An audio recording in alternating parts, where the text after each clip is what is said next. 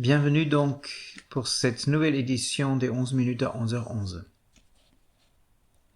Vous vous souvenez, Paul et ses amis sont bien arrivés à Jérusalem. Les anciens de l'Église lui recommandent d'accompagner et financer la purification de quelques hommes qui avaient fait un vœu de naziréat. C'est une période de consécration qui se termine par l'accomplissement de rites de purification, et parmi ces rites, il y a le rasage du crâne. On le recommande à Paul pour éviter des hostilités par les judéo-chrétiens qui pourraient penser que Paul prêche l'abolition de la loi de Moïse. Mais les anciens n'ont pas prévu le coup qui s'abattra sur Paul. Comment pourrait-il ? Car il y a à Jérusalem des gens qui sont venus pour la fête et que Paul avait rencontrés bien avant. Des gens qui ne l'apprécient guère. Ce sont des Juifs d'Asie mineure, de ceux qui s'étaient violemment opposés à ce que Paul prêche dans leur synagogue et qui avaient suscité des émeutes contre lui déjà dans leur ville.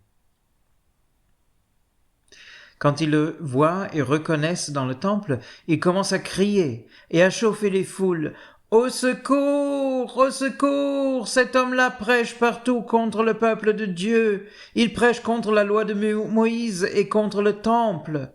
Il bafoue tout ce qui nous est sacré. » Et voilà qu'il a introduit des non-juifs dans le temple, qu'il a profané ce saint lieu. Est-ce que Paul a vraiment fait ça ? Évidemment que non. Si, depuis sa rencontre avec le Christ, il a pris ses distances avec une certaine forme formaliste de vivre la foi juive, il n'irait certainement pas jusqu'à prêcher l'abandon de la loi et du temple pour les Juifs, ou même pour les Juifs devenus chrétiens. Et il ne profanerait pas le temple. Mais qu'est-ce qui leur fait dire de telles choses ? D'après Luc, qui est témoin de ces événements, c'est le fait de voir Paul en ville, accompagné par Trophime, un chrétien d'Éphèse. Et Trophime n'est pas juif. Mais personne n'a vu Trophime dans le temple, jamais. Mais vous savez, tout comme moi, que la vérité n'a peu de poids quand quelqu'un cherche à soulever une émeute. Et très vite, les gens se ruent sur Paul, toujours dans le temple quand même. Il est ligoté, et les foules le traînent hors du saint lieu dont les gardes se hâtent de fermer les portes derrière lui. Que les sales besognes ne souillent pas le temple.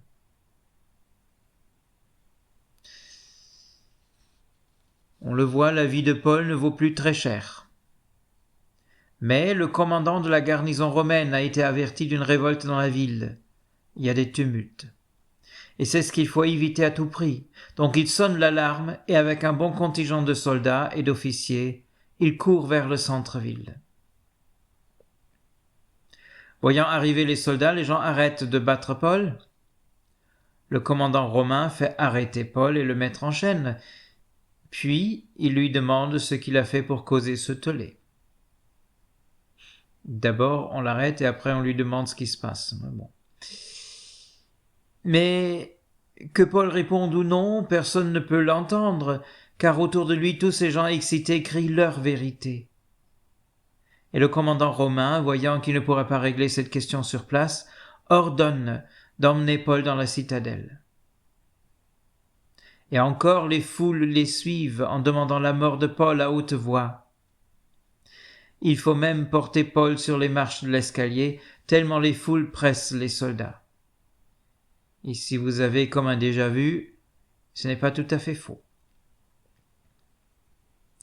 Quand ils sont arrivés à la grande porte de la citadelle, Paul se tourne vers le commandant et lui demande en langue grecque « S'il te plaît, permets-tu que je te dise quelque chose ?» Et l'officier est très surpris. « Comment ça, tu parles le grec ? Et moi qui croyais que tu es cet Égyptien qui s'est révolté récemment, qui a emmené 4000 rebelles dans le désert. Donc, ce n'est pas toi ce rebelle-là. » Et Paul secoue la tête. « Non, ce n'est pas moi. Moi, je suis juif, originaire de Tarse, en Cilicie. citoyen d'une grande ville bien importante. Je t'en prie, laisse-moi parler à ce peuple. Le commandant le permet et Paul, debout devant la porte tout en haut de l'escalier, lève la main. Aux surprises, un profond silence s'établit. Paul leur parle en hébreu. « Écoutez-moi, mes frères et mes pères, que vous sachiez ce que je peux dire à ma défense. » Et quand ils l'entendent parler en hébreu, la langue sainte, ils sont encore plus silencieux. Paul dit alors « Je suis juif, né à Tarse en Cilicie et élevé ici même à Jérusalem. C'est au pied du grand rabbin Gamaliel que j'ai appris à connaître jusqu'au moindre détail la loi héritée de nos ancêtres. J'étais plein de zèle pour Dieu, tout comme vous l'êtes aujourd'hui. Les grands prêtres et les anciens du temple m'en sont témoins, puisqu'ils doivent se souvenir qu'ils m'ont muni de lettres pour les frères de Damas, afin que je combatte les disciples de ce Jésus. Mais écoutez ce qui m'est arrivé. » Et il leur raconte sa rencontre avec le Christ sur le chemin de Damas. Je vous l'ai déjà raconté, donc je ne le reprendrai pas dans le détail. Vous vous souvenez, Paul est tombé du cheval, il s'est trouvé par terre, il ne voyait plus rien.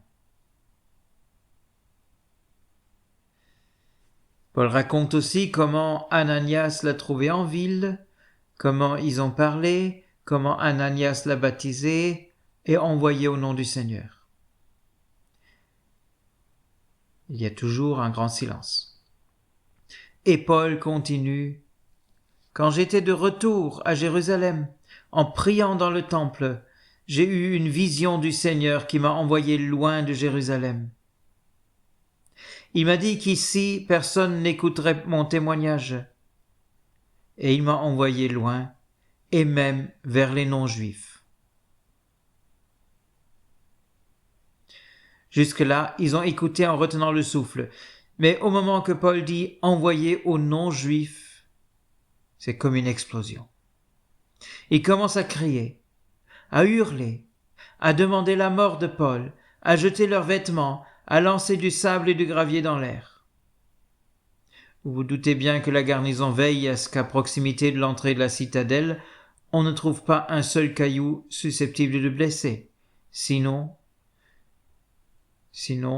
le pauvre soldat romain et ses troupes n'auraient pas la vie sauve. Et la suite, c'est pour la semaine prochaine. C'est aujourd'hui un tout petit peu plus court, mais c'est là que se propose la coupure dans le texte. Prenez donc un petit café encore et un petit gâteau, vous avez le temps, et nous nous reverrons la semaine prochaine avec la suite de l'histoire. Portez-vous bien, restez prudents et confiants en le Seigneur. Au revoir.